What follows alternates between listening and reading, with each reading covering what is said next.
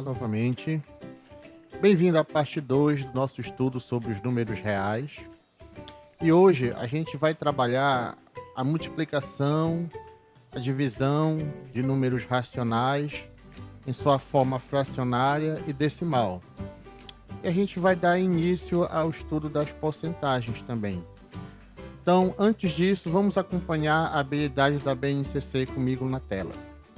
Então, resolver e elaborar problemas envolvendo cálculo de porcentagens, incluindo o uso de tecnologias digitais, reconhecer e utilizar procedimentos para a obtenção de uma fração geratriz para uma dízima periódica. Então, a gente vai trabalhar hoje um pouquinho mais as habilidades com as operações envolvendo os números racionais. Em seguida, a gente vai dar início ao estudo da porcentagem, para futuramente dar início à parte de fração geratriz e como transformar dízima periódica para fração geratriz e vice-versa. Acompanha comigo na tela, então. Multiplicação de números racionais. Então, vamos estudar nesse primeiro momento na forma fracionária. Como é que a gente multiplica a fração, certo? Como é que a gente multiplica duas frações? Então, para multiplicarmos dois números racionais na forma fracionária, multiplicamos os numeradores entre si e, em seguida, os denominadores. Caso seja necessário, simplificamos o resultado até obter a fração irredutível. Mas como assim? A gente vai relembrar, na verdade, que essas operações elas já foram trabalhadas em séries anteriores. Então, a gente vai fazer aqui um apanhado geral, claro, com alguns pontos assim mais profundos em relação ao estudo dos números racionais, que no caso fração está dentro. Então, voltando comigo, vamos ver através de um exemplo. Vamos multiplicar menos 4 nonos vezes menos 15 sétimos. Como é que a gente efetua essa multiplicação? Vamos primeiramente observar o que diz o comando, né? A gente multiplica os numeradores entre si, em seguida os denominadores. Então, olha o que acontece. Acompanha comigo. Eu multipliquei menos 4 vezes menos 15. Lembrando a velha regra de sinal, menos com menos mais, 4 vezes 15, 60. Menos com menos mais, na verdade já fiz, a gente só faz uma vez, estou me enganando. 9 vezes 7, 63. Então deu 60 e 63 avos, certo? A gente lê dessa maneira. Mas como ele diz, em seguida, caso seja necessário, simplificar o resultado até obter a fração irredutível. Então vamos lá. Se eu simplificar 60, 63 avos por um número, eu vou obter uma fração, certo, equivalente a essa. E assim eu vou fazendo esse processo até obter uma fração que a gente chama de irredutível. Ou seja, não será mais possível a simplificação, a divisão por nenhum número natural, a não ser por um, certo? É quando a gente chega ao MDC, do numerador e denominador igual a 1, certo? Você já estudou MDC numa série anterior. Então, voltando comigo, 60 63 avos, se eu dividir por 3, tanto o numerador quanto o denominador, 60 dividido por 3 vai dar 20,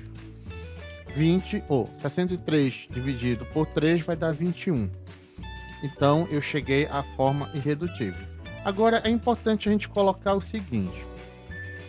Esse processo de simplificação das frações, ele não é um processo obrigatório. Se, no caso, você estiver resolvendo uma questão e o comando pedir para você simplificar, você simplifica, certo?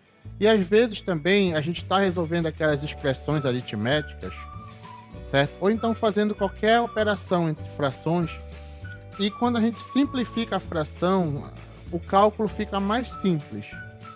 Mas isso não quer dizer que o processo de simplificação de fração ele é obrigatório, não.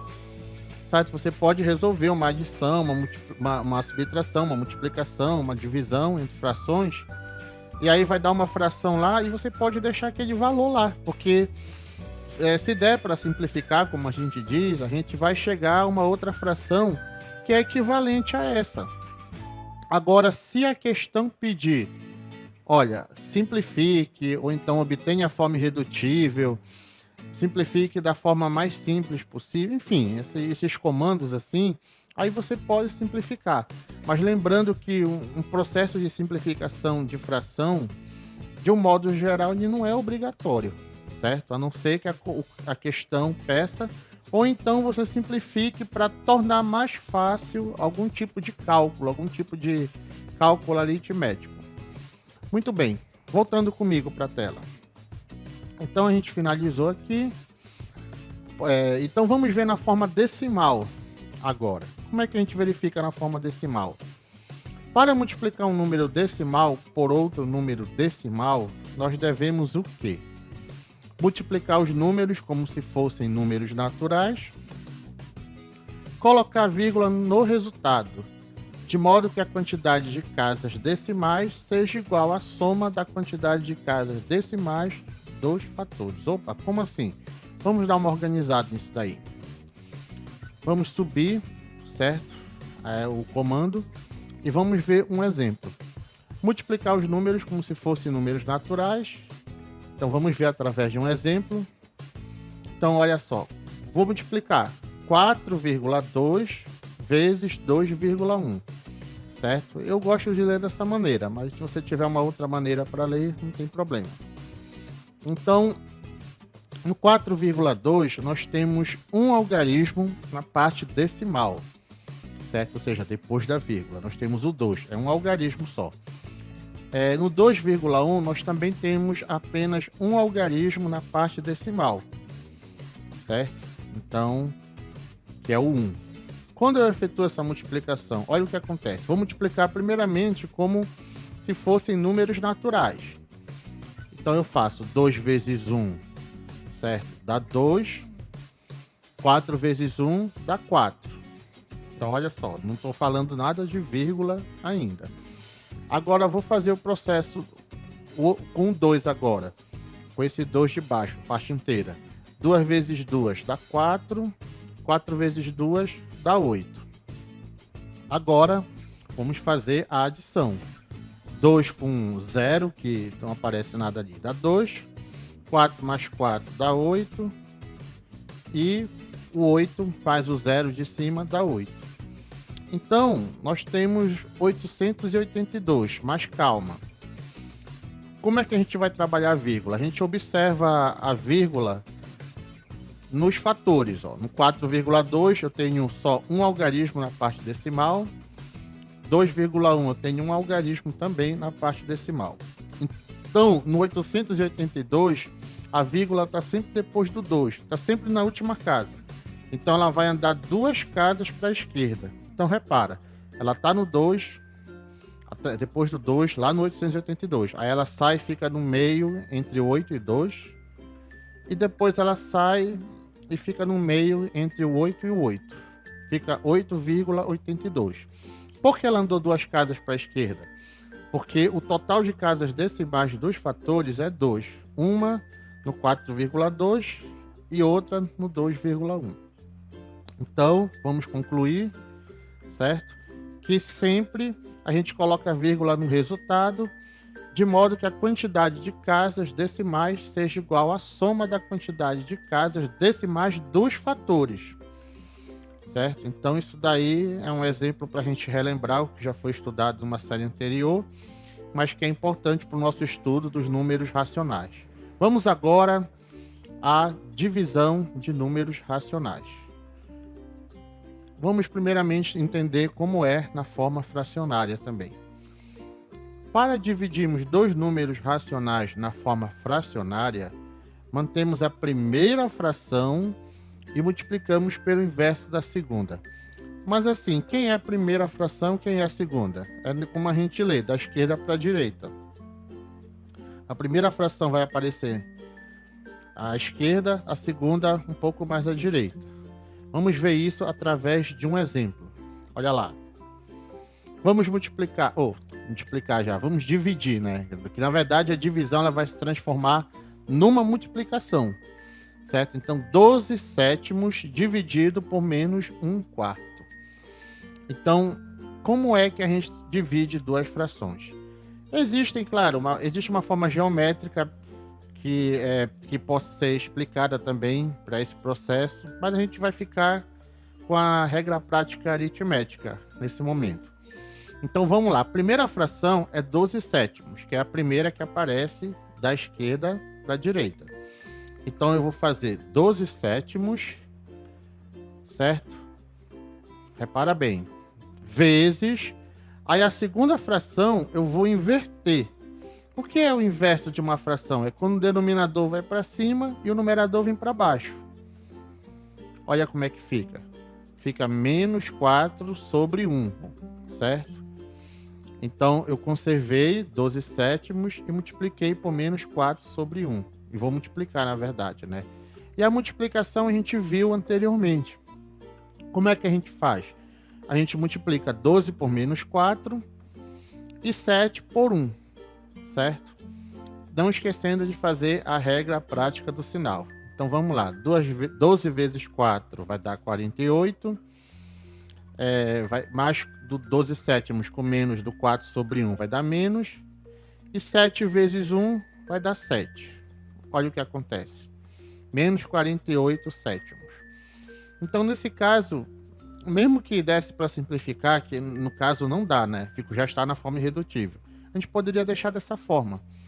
Lembrando que se a questão pedir para a gente simplificar, aí a gente simplifica, certo? Então, voltando lá. Olha o que aconteceu. Menos 48 sétimos. Então, dividir 12 sétimos por menos 1/4 resulta em menos 48 sétimos.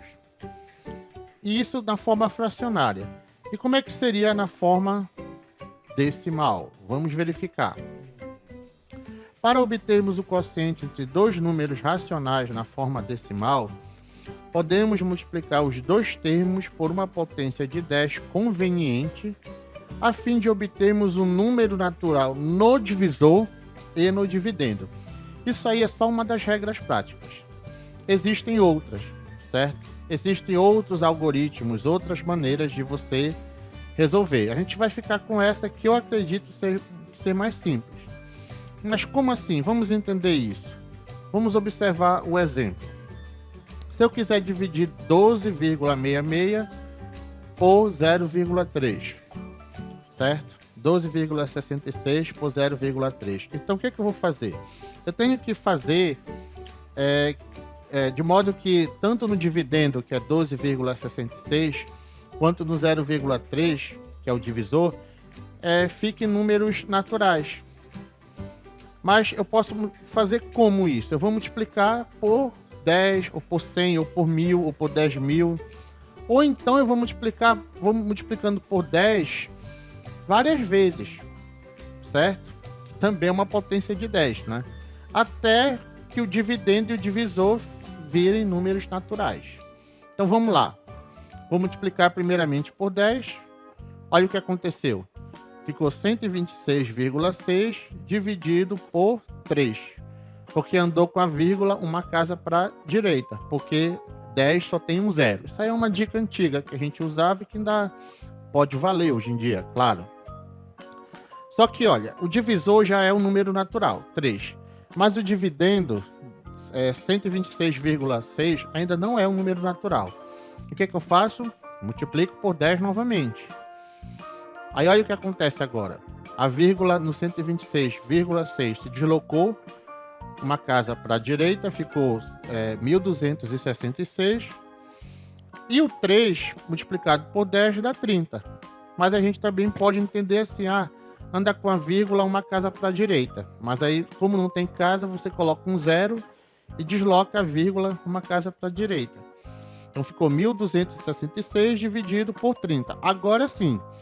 E aí, como já foi visto em séries anteriores, como a gente divide, certo? Números, mesmo que a conta não dê exata, Aí você vai dividir aí no seu caderno e vai chegar ao seguinte resultado: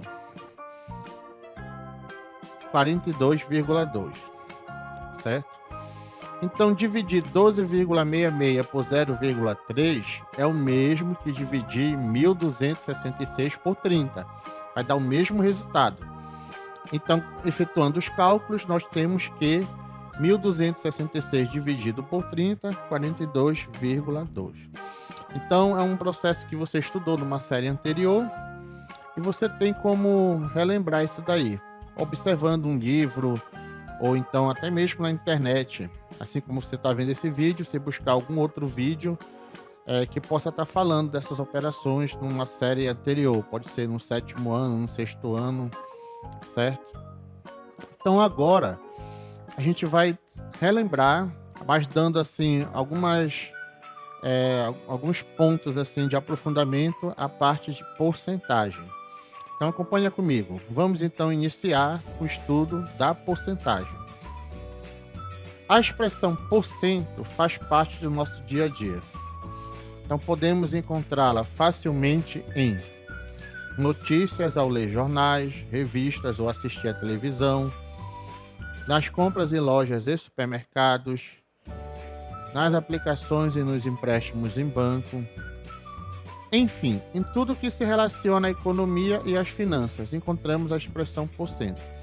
Então, quando você vai, como a gente está vendo, ao ler jornais, revistas ou a televisão, você ouve a expressão 20%, 80%, quase 100%, teve um aumento de 200%, certo? Principalmente agora nesse período que a gente está numa pandemia. Então, aqui no Brasil, a gente olha a notícia em relação a aumento de casos, estabilidade e queda nos estados brasileiros, certo? Então tem alguns estados que por muito tempo eles ficaram sempre com aumento de casos. Outros, por um tempo, se mantiveram estáveis, ou seja, não teve nem aumento nem queda, e outros se mantiveram por um tempo em queda.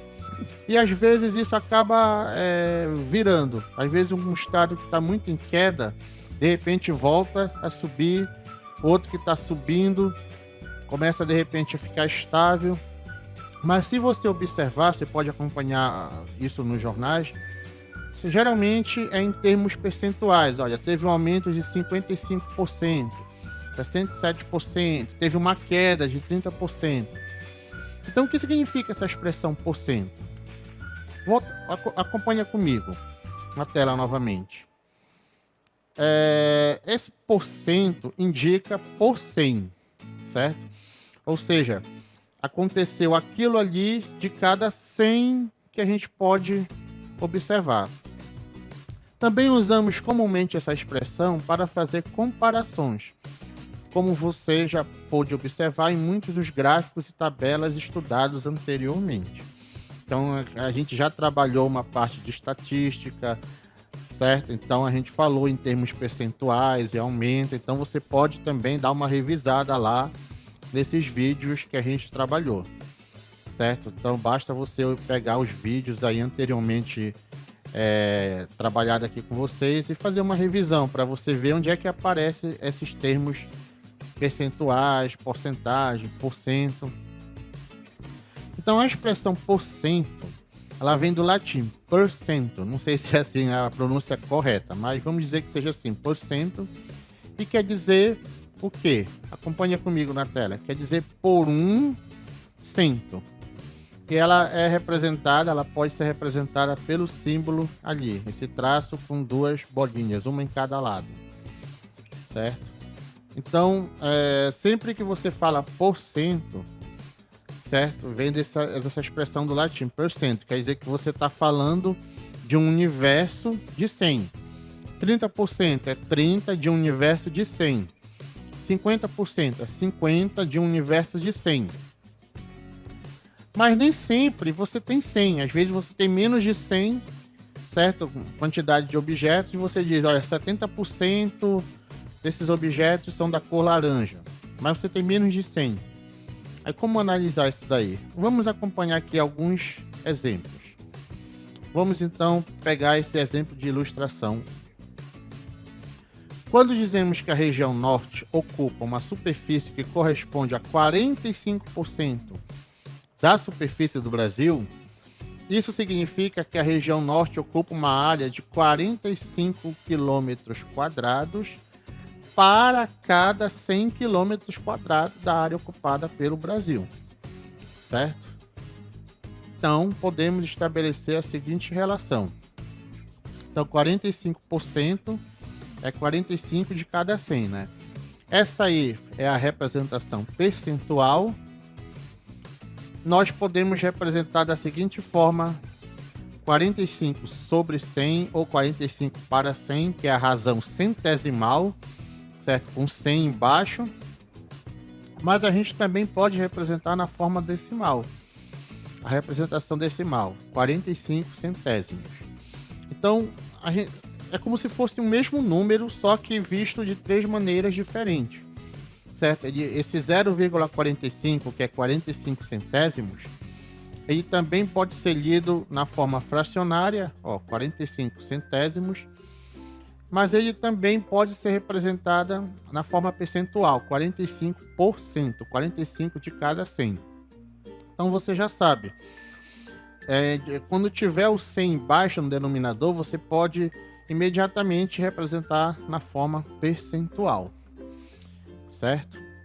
Vamos acompanhar o segundo exemplo, um exemplo de ilustração 2. Quando dizemos que quase 85% da população brasileira vive em áreas urbanas, isso significa que cerca de 85 em cada grupo de 100 brasileiros vivem em áreas urbanas, certo? Novamente, vamos fazer uma pequena análise em relação a esse 85%. Nesse caso, podemos estabelecer a seguinte relação. Olha lá. Então, 85% é a representação percentual, certo? Então, observando bem. Agora, vamos verificar na forma fracionária. Olha lá. Então, 85% é 85 por 100.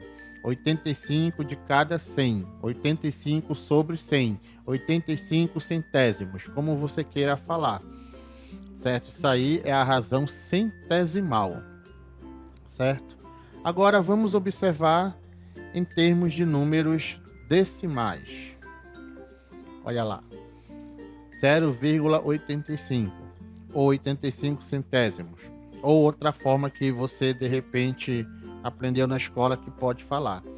Então, quando a gente trabalha com porcentagem, certo? A gente sempre está reparando um grupo de 100. Mas eu vou pegar um exemplo aqui bem simples para vocês, certo? Antes da gente finalizar aqui, vamos só finalizar aqui. Nesses dois exemplos anteriores, 45% e 85% são chamados de taxas percentuais, certo? Então, olha, observa aqui. Eu tenho aqui alguns palitos, certo? E eu vou colocar aqui um grupo de 10 palitos. Não sei se dá para você visualizar, mas aqui nós temos 10 palitos, certo? Eu não tenho 100. Eu não tenho 100 palitos. Mas eu posso dizer o seguinte, olha, 30% desses palitos são palitos muito finos. Mas espera aí. Se você não tem 100, como é que você vai dizer 30 de cada grupo de 100? Aí você tem que lembrar aquele processo que a gente fez no início desse vídeo. Se você não captou, você pode voltar lá, que é a simplificação. 30%, se você simplificar, por exemplo, por 10, você divide 30 por 10, 100 por 10. Você vai ter o quê? A seguinte fração equivalente, 3 décimos, 3 sobre 10. Quer dizer que 30% de um inverso de 10 é 3 de cada 10. Ou seja, 3 palitos. Se eu quisesse aumentar esse universo, olha, é importante você observar. Se eu quisesse botar 20, 1, 2, 3, 4, 5, 6, 7, 8, 9, 10. Se eu quisesse falar de 20, a ideia seria a mesma, certo? Observa lá, 30%, né? Então, se você simplificasse isso, por exemplo, por 5, embaixo você ia ter o denominador 20, né? 100 dividido por 5 dá 20, 30 dividido por 5 no numerador dá 6. Quer dizer que é 6 de cada 20. Então, seriam esses 6 aqui. Certo? Então, 30% de um universo de 20, que é menos de 100, seriam esses 6. Certo? E assim eu posso relacionar, independente da quantidade, mesmo que tenha menos de 100. Agora, claro, em alguns casos, você vai precisar de alguns cálculos mais bem sofisticados, assim, em termos de aritmética. Certo? Você vai precisar, você vai aprender, vai se aprofundar um pouco mais em aulas posteriores nesses cálculos, mas a ideia é essa. Só para finalizar, se eu tivesse, por exemplo, 5 palitos, deixa eu colocar aqui de volta, 5 palitos aqui, vocês estão vendo, 5 palitos. Se eu falasse assim para vocês, olha, temos 5 palitos, tem 20% desses palitos, ele tem uma forma arredondada. Aí você, poxa, 20%? Mas só tem 5. Como é que eu vou analisar 20 de cada 100? Então, você vai ter que criar uma forma aí, certo? Que apareça, por exemplo, 5 no denominador. Lembra a fração 20%. Então, se você dividir por algum número 100, tem que dar 5 no denominador. Então, 20%, 100 dividido por 20... vai dar 5 no denominador. Isso. Então, se eu dividir em cima no numerador 20 por 20, vai dar 1. Então, 1 de cada 5. Quer dizer que 20% é a mesma coisa que 1 de cada 5. Certo? Então, é 1/5. Então, 20% é equivalente à fração 1/5. 1 de cada 5. Então, esse palito tem a forma arredondada, os demais não tem. Certo? Então, eu fiz essa pequena explanação para vocês verificarem que nem sempre a gente vai ter um universo de 100. Às vezes a gente vai ter um universo também muito maior do que 100, certo? Que é quando a gente analisa a população. População, geralmente, assim, de cidades é sempre maior que 100. Nem sempre, né? Mas na grande maioria é sempre maior do que 100.